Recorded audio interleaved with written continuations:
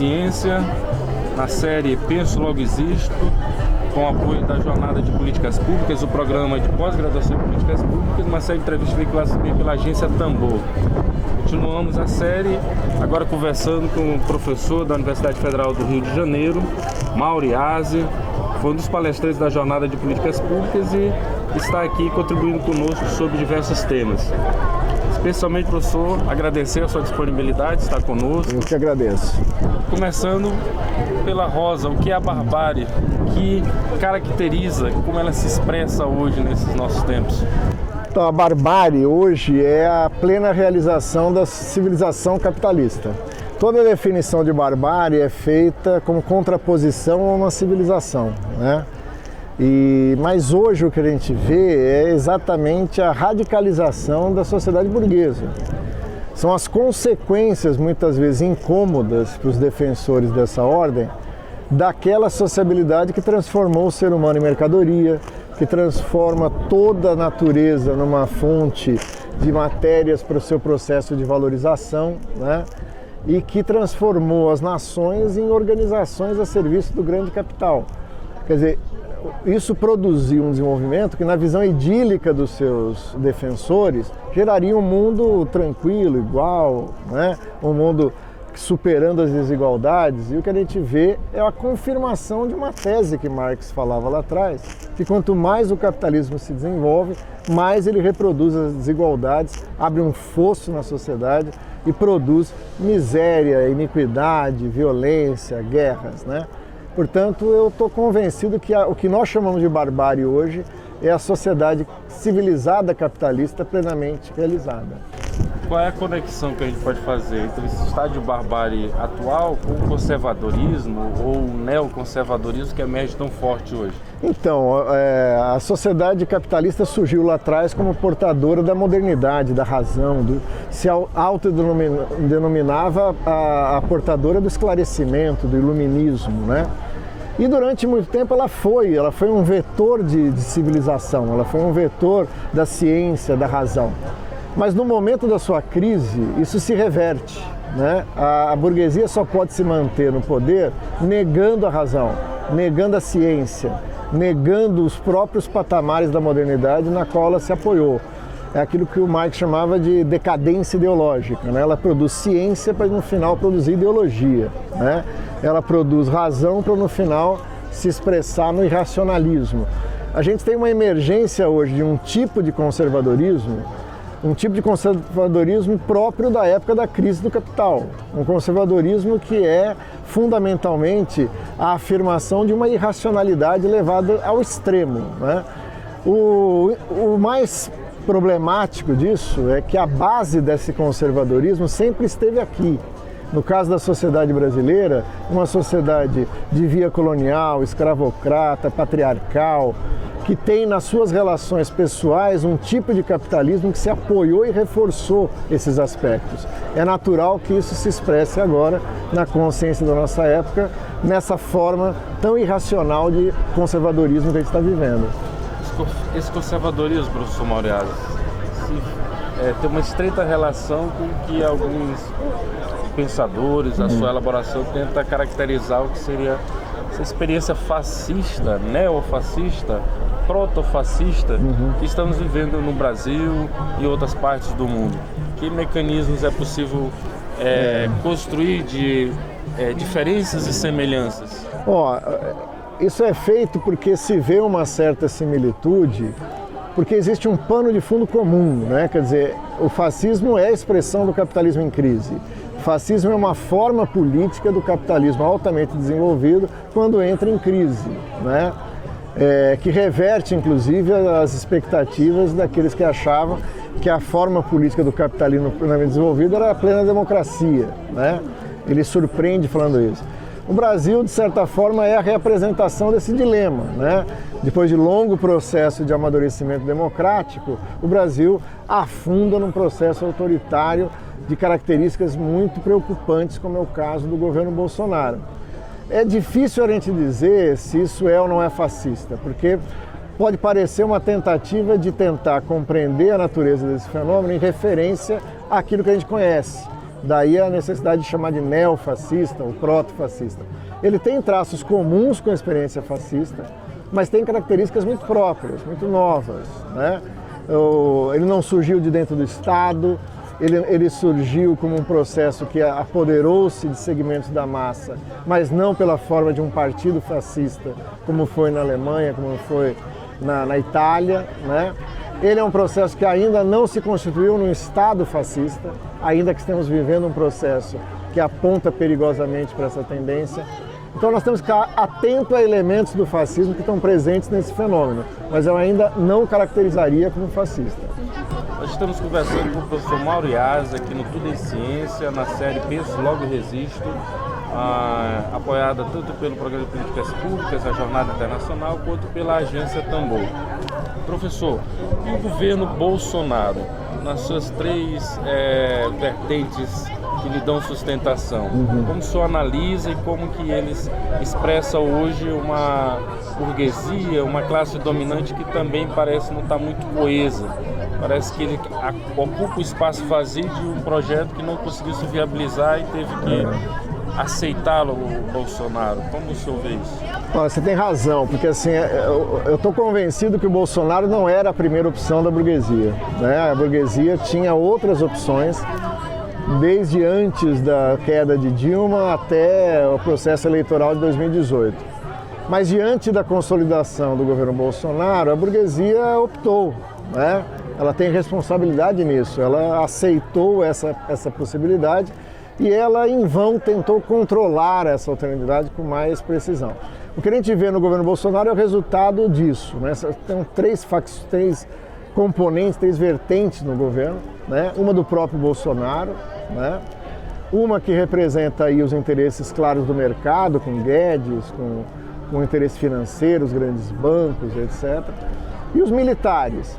A coexistência dessas três vertentes não é tranquila, né? Não é porque o Bolsonaro vem dos militares que os militares são um grupo de apoio ao Bolsonaro. O Bolsonaro é um incômodo à estratégia de transição que os militares impuseram ao Brasil. Assim como é um incômodo para a pauta do capital, que as suas declarações muitas vezes têm efeitos econômicos, né? Quando ele, por exemplo, tem uma política ambiental desastrosa, ele pode prejudicar os termos do acordo União Europeia-Mercosul. Quando ele, por exemplo, tem posições abertamente ufanistas sobre o golpe de 64 e elogiosas às práticas terroristas que foram aplicadas, ele desenterra um passado que interessaria aos militares manter em silêncio. Então ele é um incômodo pela sua natureza, pela sua personalidade, pelo seu jeito de ser. Agora, a burguesia tem uma habilidade muito grande de superar esses problemas em função dos seus objetivos mais de fundo. Então a gente vê que o plano e a pauta da burguesia está sendo implementada. A reforma da Previdência, a reforma trabalhista, a reforma tributária, né? O contingenciamento dos gastos do Estado, o desmonte das políticas públicas. Tudo isso faz com que o Bolsonaro tenha sido encarado como um mal necessário, um incômodo, né?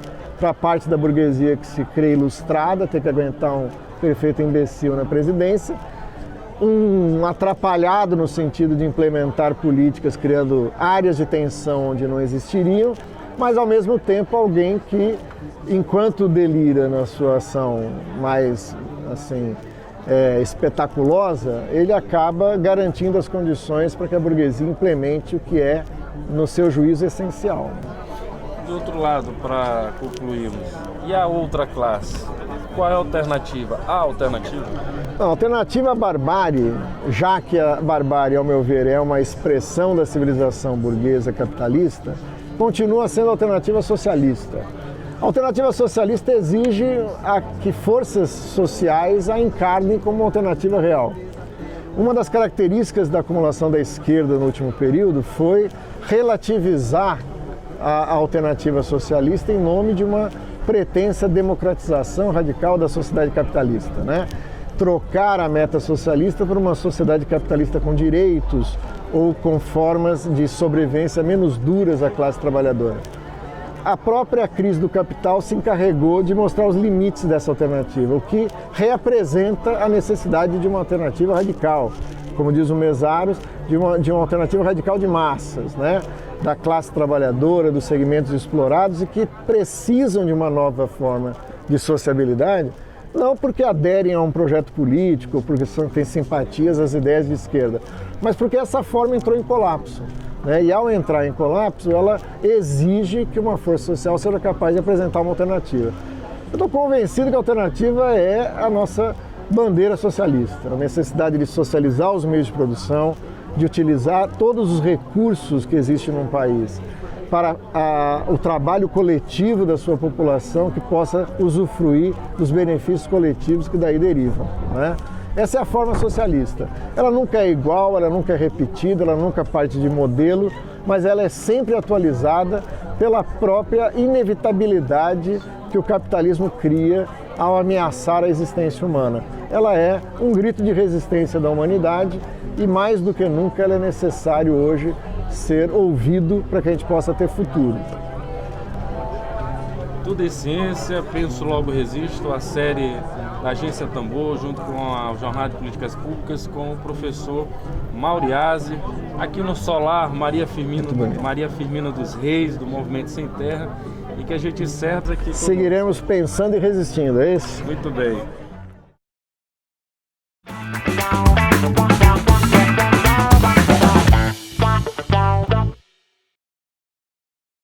Meu nome é Eric Rossoi, eu sou professor do Departamento de Economia, fiz mestrado e doutorado em Políticas Públicas aqui na Universidade Federal do Maranhão.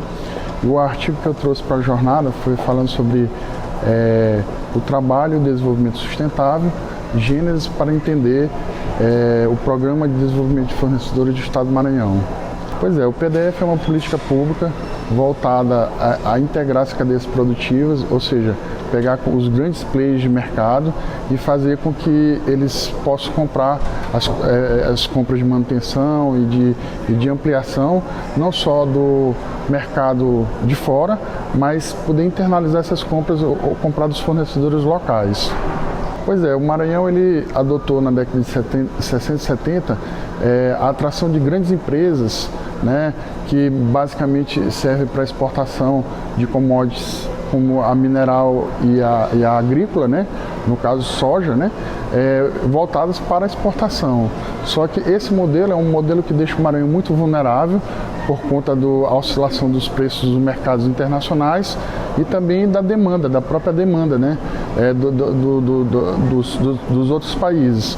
E sem fazer com que tenha um adensamento dessas cadeias produtivas. Então, o Maranhão, embora tenha adotado esse modelo, ele não terminou ou não completou a missão que seria adensar as cadeias produtivas para que parte desses produtos ficassem aqui, fossem beneficiados e tivesse valor agregado. Pois é, em momentos de ciclo, digamos assim, de alta, né, você tem todas as empresas sendo beneficiadas, tanto as grandes que estão vendendo para o exterior e estão ganhando em dólar ou em euro, né, em moeda estrangeira, e as empresas que vendem para essas empresas. Mas quando há uma retração do preço ou então uma retração de demanda, essas empresas imediatamente elas cortam a produção e também param de comprar no mercado local. Então tem um impacto meio que imediato. Isso é uma coisa que não é positiva.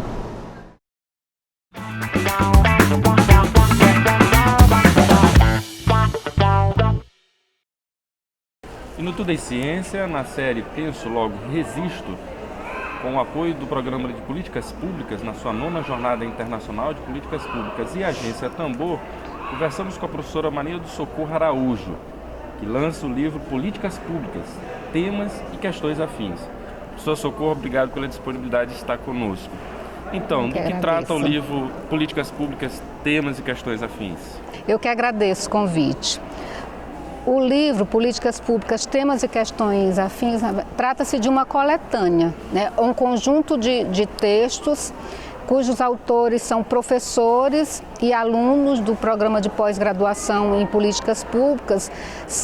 Essa coletânea é decorrente de um conjunto de textos que foram selecionado dentre artigos apresentados na edição passada, na 8ª Jornada Internacional de Políticas Públicas. Então, nós fizemos uma seleção a partir dos diferentes eixos temáticos, são 14 eixos temáticos, né, de discussão no âmbito da jornada, e dentro de cada eixo temático nós elegemos um artigo para ser publicado. Esses artigos eles passaram por um processo de ampliação e de revisão, às vezes com mudança de título, porque qual é o grande propósito, né? Aprofundar cada vez e ampliar as oportunidades de produção, né, de produção do conhecimento no âmbito do programa de pós-graduação em políticas públicas. Então, a intenção é de sempre, né, publicar, e essa é uma oportunidade. Como os artigos já tinham sido pré-selecionados para a jornada, nós fizemos uma outra comissão para fazer a elaboração desse formato final do livro. Então, ele foi organizado a partir desses diferentes eixos temáticos. Dos 15 textos que compõem o livro, quais a senhora destacaria, que trata alguns deles? Eles tratam das mais diversas temáticas, né, que se constituem no âmbito da jornada. Então, nós temos discussões específicas da área da seguridade social, né, de saúde, da assistência social.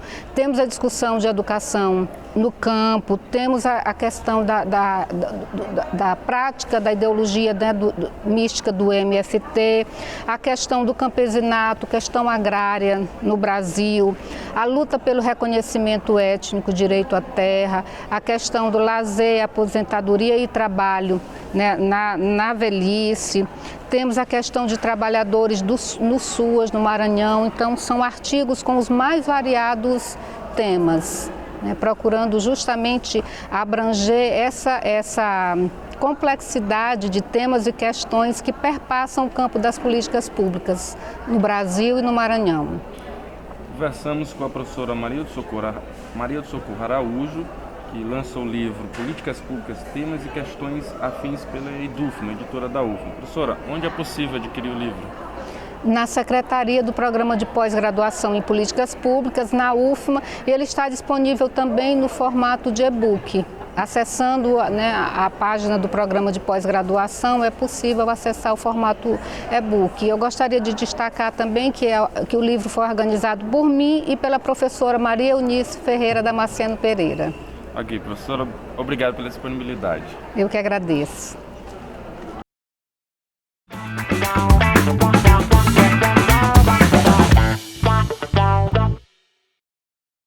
Sou Wellington Rezende, sou mestrando em desenvolvimento regional na Universidade Estadual do Maranhão, e o meu artigo foi a transparência pública como fator de desenvolvimento do Estado do Maranhão.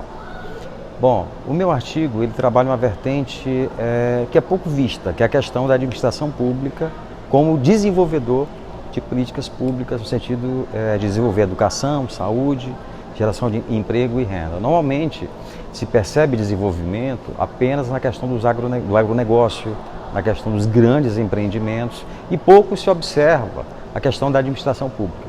O nosso artigo ele traz um pouco a visão da importância da administração pública ao desenvolvimento local, tendo em vista que em 75% dos municípios do estado do Maranhão, a maior parte do PIB provém da administração pública, ou seja, da prefeitura, do estado e do governo federal. Esse é o nosso objeto de estudo.